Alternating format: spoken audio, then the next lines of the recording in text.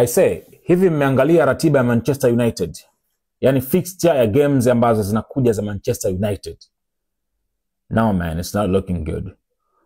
Yani unaangalia ratiba mpaka unaogopa. Na sio tu kwa sababu Manchester hajaanza vizuri ligi, lakini tu hata ingekuwa timu yoyote ukiangalia hii ratiba ilivyokaa sio nzuri. Imagine Jumamosi anakutana na Chelsea saa 1:30 game. Akimalizana na Chelsea anakwenda kukutana na Brentford. Brentford yuko nyumbani. Fahamu Brentford pia sio wabaya, wako vizuri sana msimu hapa. Akimalizana na Brentford anakwenda kukutana na Sunderland. Sunderland ambayo imepanda na unaona they are very strong. Ni timu ambayo sio ya kuichukulia poa. Akimaliza Sunderland anakwenda kukutana na Liverpool.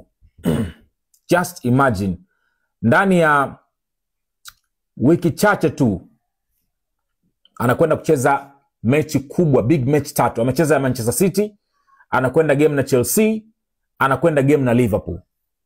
Kwa ni Chelsea, Brentford, Sunderland, Liverpool. Akitoka hapo anakutana na Brighton. Oh my gosh. Wow. I don't know, lakini this fixture is not looking good, man. Yani ni fixture ngumu sana. Sio tu kwa sababu ya Manchester, lakini hata klabu nyingine, well, I don't know. Let's just wait nini kitatokea. Lakini unajua ukiangalia hii ratiba, inaogopesha. Na nimeona kwenye moja ya interview ambayo Amorim anasema, alikuwa anasema kwamba watu wasifikiri kwamba yeye haumii. Anaumia vile vile kuliko hata pengine mashabiki wanavyoumia. Lakini anaendelea kumaintain philosophy yake, mfumo wake ambao anaamini huo utakuja kuleta matokeo baadaye kwa imani yake. Na kuna kitu nilikuwa najiuliza. Kwa sasa hivi unajua ni ngumu, watu wengi wakawa nasema kwamba Manchester wanaweza kumfukuza kazi. It's not easy.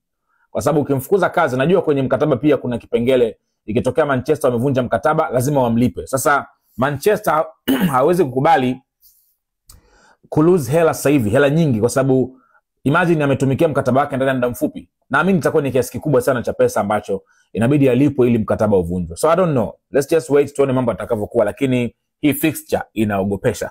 Niwakumbusha wale wote mnaomiliki magari, hizi injector cleaner bado zipo pale kwa Mr. London.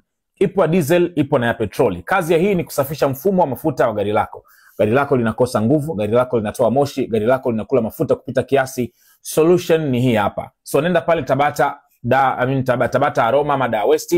Pale kituoni, ukifika Tabata Aroma ama Dar West, upande wa kulia kama unaelekea Bima, duka liko barabarani kabisa na utaona bango kubwa Mr. London.